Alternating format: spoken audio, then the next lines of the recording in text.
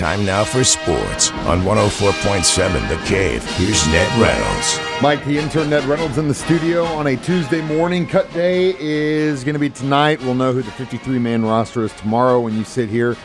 You got anything on the radar? Any surprises you've seen across the league where you're like, oh my God, I can't believe they cut that guy? Well, yes, in one case, Kenny Pickett going from the Cleveland Browns to the Las Vegas Raiders was, to me, a bit of a surprise, but then again, when you look at it, it's not. As far as the Chiefs are concerned, Bailey Zappi, you knew he wasn't going to stay with the team. That's too many quarterbacks right there. Good player, and he may hang on with somebody else. Kid from Western Kentucky, and the Missouri State Bears play them this year. But he got cut. Elijah Mitchell, who really didn't have a whole lot of time at running back, he got cut. Most of the cuts will come today, and they'll mostly be the free agents and rookies and so forth. I think the Chiefs pretty much stay intact. The Browns did trade Kenny Pickett to the Las Vegas Raiders, and they also picked up Amari Cooper from the Buffalo Bills. So the Raiders, going back to the old-timers, I say Pickett was a surprise from the Browns. He had, in my opinion, a better training camp than Shadur Sanders did. But Sanders stays with the team. That's more political, I would think, than anything else. Anyway, he does stay with them, so the Browns are set now at quarterback, although it'll be Flacco who does get the start. Probably some surprises today around the NFL. We'll see, but it's 5 o'clock Central Time is the cut-down date. You have to have your 53-man roster then, and I'm sure everybody will comply. Yeah, I mean, that's just the way it's got to be. But I will say that, at least in the Kansas City Chiefs room, if you're not a loud person and you're not making those plays and making noise, you gonzo, because there's just so much talent, and that's just the way it is. It's been a very interesting open to the U.S. Open so far. A lot of drama, and it's not really having anything to do with the court. Well, yes, you did have one case with Daniil Medvedev, who was seeded 13th and a former U.S. Open champion. He got very upset at the umpire, and I think rightfully so. His opponent in the competition had apparently a toe injury of some sort, called timeout. Well, that's allowed. Well, the trainer came down on the court, and they took about 6 or 7 minutes. And then the match, which was halted on the second serve. Now, that doesn't happen very often, but it picked up with that second serve instead of allowing Medvedev to have another serve. He was exceedingly upset, got into it with the chair umpire, and then ended up losing the match and broke his racket and so forth. That's an automatic fine right there. That happened on Sunday, but hey, in tennis, you get volatile individuals, and those things can happen. Novak Djokovic did win his first match, although it was a struggle. He's seeded only 7th in this competition, but the 24-time Grand Slam champion may be, and he may have to recognize this, at the end of the line. Aryna Sabalenka, who is the top ladies' choice, did get a win in her opening round. The one I wanted to see last night was an interesting one because Carlos Alcaraz, who is the number 2 seed in the men, played Riley Opelka. Opelka's an American. He's unique. He's a good player, not a great player. And he's a good player because he is 6'11", and he is out there. He's Monster. The tallest player ever. And you think, well, that's an unfair advantage. No, it's not. It's a disadvantage. The guy can serve. He serves 140, 145 miles an hour, and that's tough to handle. When you're 6'11", you doggone well better serve like that. But he doesn't have the great lateral movement and quick reaction that a smaller player like Alcaraz does have. So Alcaraz does win in straight sets. And the number 1 player in the men, Yannick Sinner, plays this morning. Venus Williams, this was a big story. Venus Williams, attempting a comeback at the age of 45, 7-time Grand Slam champion, did win a set. She's playing Carolina Muchova, who is pretty good, but Muchova won the match 2-1. But at least Venus did win one of the sets, and hey, let's hear it for the old-timers. That's what I always say. Yeah, I know you are. Anytime you can beat that drum, you're beating it. Well, let's go back to Medvedev real fast, okay? Whenever this thing came out, I was reading about it, and someone brought up a really good point so far for his year. Australian Open, gets knocked out by an unseeded opponent, throws tantrum. French Open, gets knocked out by an unseeded opponent in the first round, throws tantrum. Wimbledon, gets knocked out by an unseeded opponent in the first round, throws tantrum, and we all know what he did in the U.S. Open. It's surprised, actually, that guy's a 13th seed, or he just has no idea how to deal with the pressure. He won't be a 13th seed when the Australian Open comes up at the start of 2026. He's going to drop. He's number 13 now, but he'll drop markedly, and rightfully so. Medvedev is a good player, was a great player, but his days are beginning to dwindle. Yeah, and you can see it.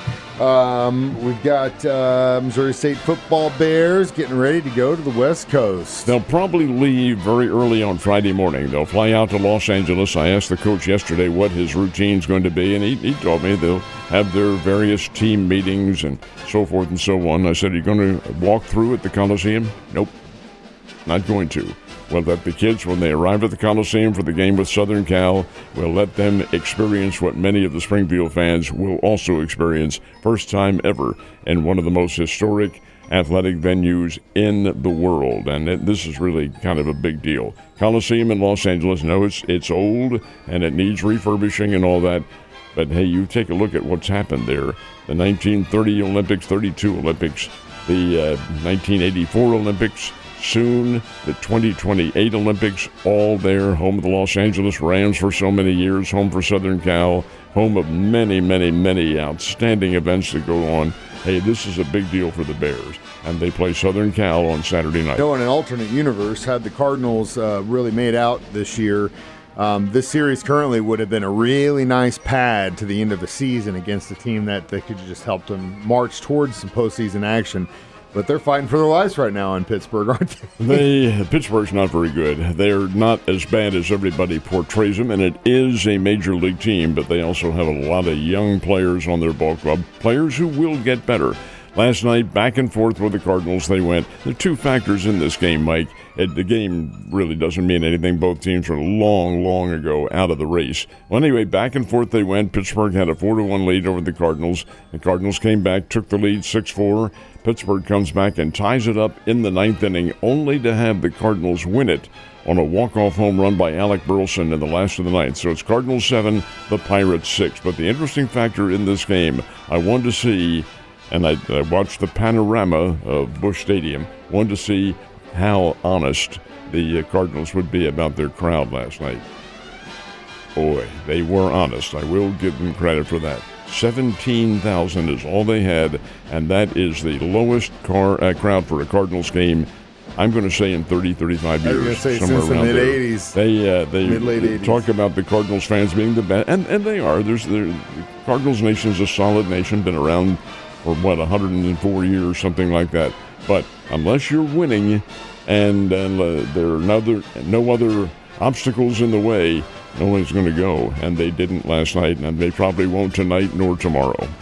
It's a sad thing because the St. Louis Cardinals are up there with the Yankees, the Phillies, the Red Sox, and storied franchises that are expected to be in the postseason year after year after year. And it's not just about the current state; it's about what's happened, direction, all that stuff. And it sucks because when they're not winning, you can definitely see that. When you haven't made the front office commitment to win, there's the key. There you go. And if they're not going to commit, why should your team? Royals and your fan base, for that matter. Royals kind of in the same situation. They're losing their grip on the postseason, and if they continue to play like this against the White Sox, they might not get there either. And last night that grip really did loosen because this was not good. The Chicago White Sox blanked the Royals 7-0 at Rate Field in Chicago. And I think what happened here, the White Sox threw in a rookie pitcher, a kid named Shane Smith.